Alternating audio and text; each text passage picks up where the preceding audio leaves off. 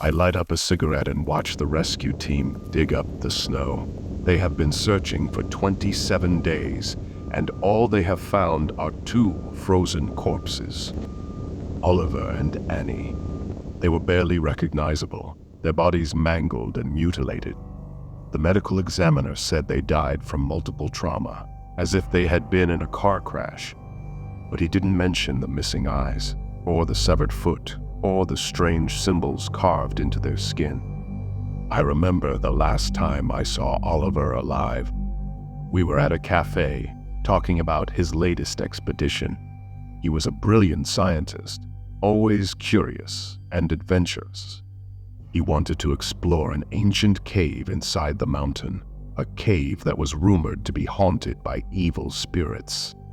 He said he had evidence that could change the history of mankind, something more revolutionary than Darwin's theory of evolution. I tried to warn him, to dissuade him from going. I knew the mountain well. I was an experienced mountaineer. I knew the dangers, the legends, the stories of the 2 previous groups that went there and never returned. But he wouldn't listen. He said he was a rational man, not a superstitious fool. He said he had a team of experts, skilled skiers and climbers who could handle any challenge. He said he was not afraid of anything. He was wrong. Now I'm staring at his lifeless face, his empty eye sockets, his twisted mouth. I remember his last words to me before we lost contact. He sounded excited, terrified, and insane. Listen to me, brother. We have found something incredible, something unbelievable. I can't tell you now, it's too soon. But trust me, we are on the right track. We could even get more famous than Darwin himself. We are about to make history. History? What a joke. The rescue team gave up on finding the other 3 members of Oliver's group. They said it was hopeless, impossible, suicidal. They said they had searched every possible route to the cave and found nothing. No traces, no clues, no signs of life. But I didn't give up. I couldn't.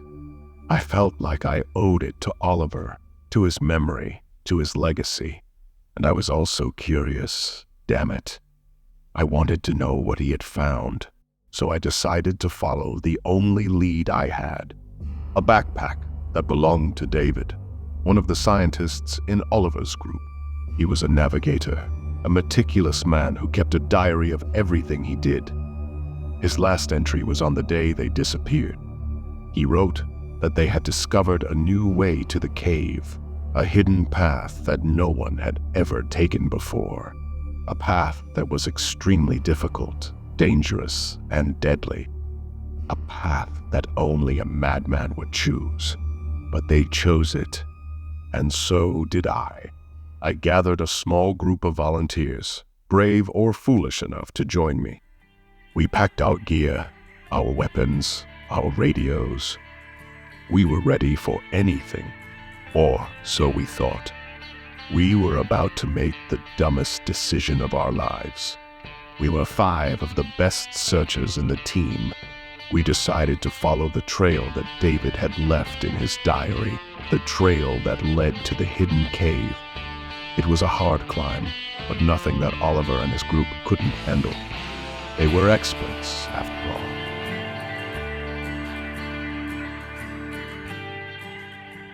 It was the 29th day of the search when we found a hand sticking out of the snow. We rushed over, digging carefully, hoping for a miracle. But it was David, and he was dead. Horribly dead. His leg and his tongue were missing. His hand was clutching a camera, frozen by the cold and the rigor mortis. We marked the spot and checked the camera. Most of the photos were corrupted, but there was one that made us shiver.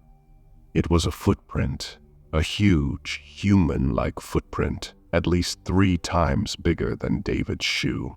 We had to get back. We had enough evidence. We had found David. We all agreed to return.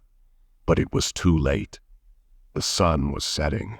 The night was falling. The cold was biting. We decided to camp and take turns guarding.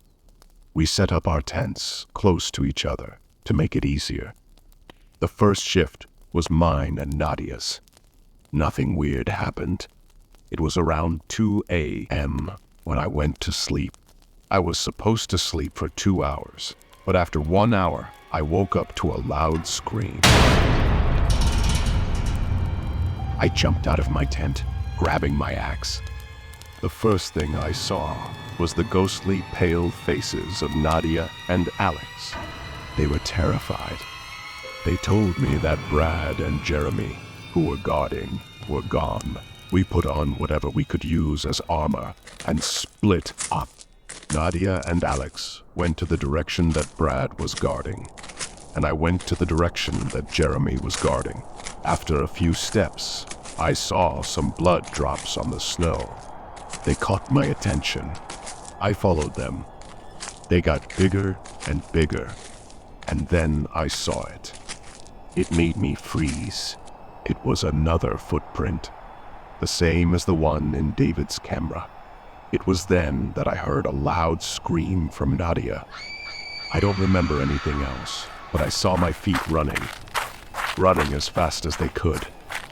I don't know if you have ever experienced this much adrenaline in your blood, but with this much adrenaline, you can't think clearly. You just act by your instincts.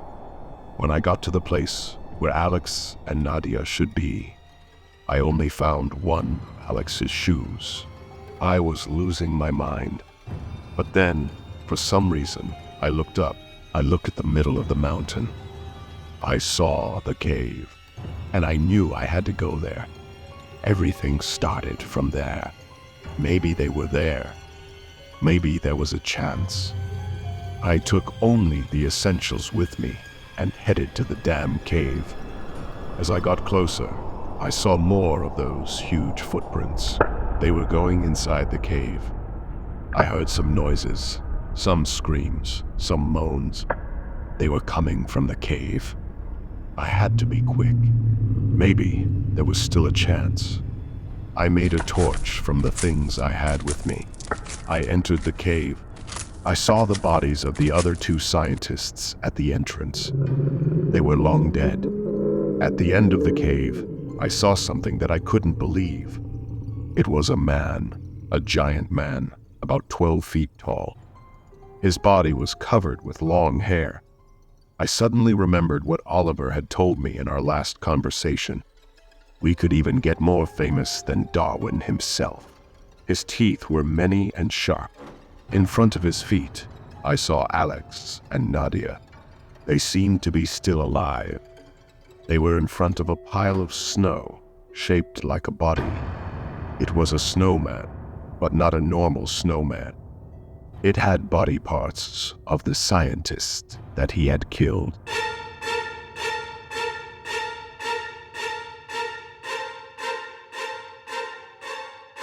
What was happening was like a religious ceremony. The giant man was sacrificing my friends to the snowman. He saw my torchlight and started screaming. But he seemed to be afraid of fire. I tried to get past him, to save Nadia and Alex, but he blocked my way. I swung my axe at his hand, but it barely made a scratch. He was too strong, but he was also scared. He backed away, deeper into the cave, hiding behind the snowman. I looked at my friends. They were barely conscious, bleeding and bruised. I told them to hang on, to try with all their strength. Alex was in better shape than Nadia. He helped me to lift her up and walk her out of the cave. It was too late for Jeremy and Brad. They were gone. We made our way out of the cave as fast as we could. I kept looking over my shoulder, expecting the giant to follow us. I kept the torch burning, hoping it would keep him away. The adrenaline in our blood kept us going, even though we were exhausted and injured. We reached the civilization by morning. The next morning, the government agents came. They took everything. They took David's body and the camera. They denied everything. They said it was an avalanche, a freak accident, a tragic loss. They said we were delusional, traumatized, hallucinating. They said we should forget about it, move on, get therapy. But we were not deceived by the lies. We had witnessed the horror, and we knew how lucky we were to survive. The memory was burned into our minds. We knew we would never sleep again.